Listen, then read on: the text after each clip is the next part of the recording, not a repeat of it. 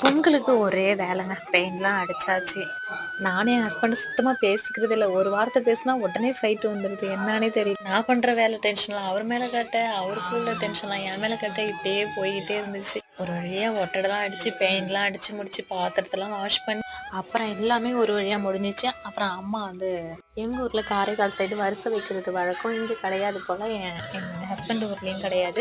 அப்புறம் அம்மா ஒரு 2000 பணம் போட்டு விட்டாங்க. பாப்பாவுக்கு போயிட்டு பட்டு பாவாடை சட்டை எடுக்கலான்னு சொல்லிட்டு, பாப்பாவுக்கு பட்டு பாவாடை அங்க எதுவுமே இல்லை. அதனால போத்தீஸ் போலான்னு சொல்லிட்டு அங்க போய் பார்த்தோம். அப்புறம் எல்லாமே எடுத்து முடிச்சுட்டு வீட்டுக்கு வந்து வீடு ஃபுல்லா மாப் போட்டு கிச்சன் எல்லாத்தையுமே வாஷ் பண்ணி பாத்திரம் எல்லாத்தையும் இது மாதிரி கரண்டி வாங்கன்னு சொல்லிட்டு கரண்டி எல்லாம் வாங்கிட்டு 2 பொங்க பானை வாங்கியாச்சு. மண்பானையில பொங்க வேணும்னு ரொம்ப ஆசை. ஆனா அது வந்து நம்ம கரெக்டா வந்து பராமரிக்கணும். அதனால நான் அந்த இதுலயே வாங்கிக்கிட்டேன். அப்புறம் மஞ்சள் கொத்து கரும்பு எல்லாம் வாங்கிட்டு வீட்டுக்கு வந்தாச்சு.